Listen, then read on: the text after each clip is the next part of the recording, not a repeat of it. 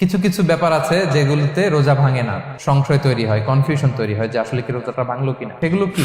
এক নাম্বার হচ্ছে ভুল করে যদি কেউ খায়। দুই নাম্বার হচ্ছে এটা বিবাহিতদের জন্য, বিবাহিতরা ফিজিক্যাল ইন্টারকোর্স যদি করে দেহ থেকে সিমেন আউট হলে রোজা ভেঙে যায়, কিন্তু স্বাভাবিক মেলামেশাতে রোজা ভাঙে না। তিন নাম্বার ওয়েট ড্রিম, বাংলায় বলে স্বপ্ন দোষ।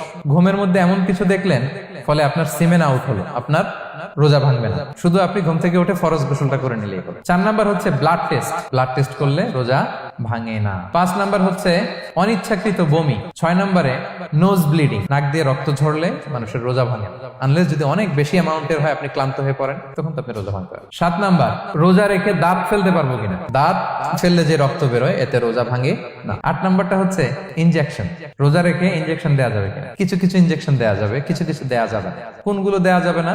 এনার্জেটিক ইনজেকশন দেওয়া যাবে না, যে ইনজেকশনে ফুড সাপ্লিমেন্টারি আছে, যেটার মধ্যে নিউট্রিশন ভ্যালু আছে, এই ইনজেকশন গুলো দেওয়া যাবে না। কিন্তু পেইন কিলার যে ইনজেকশন গুলো আছে এটা দিতে পারবেন। অ্যান্টিবায়োটিক ইনজেকশন দিতে পারবেন, অ্যানেস্থেটিক ইনজেকশন দিতে পারবেন, এই জাতীয় মেডিকেশন ইনজেকশন গুলো দিতে পারবেন। নয় নম্বরে কিছু কমন ব্যাপার আছে, এর মধ্যে এক নম্বর হচ্ছে টুথপেস্ট। রোজা রেখে টুথপেস্ট দিয়ে ব্রাশ করা যাবে কিনা? যাবে, কিন্তু না করাই ভালো।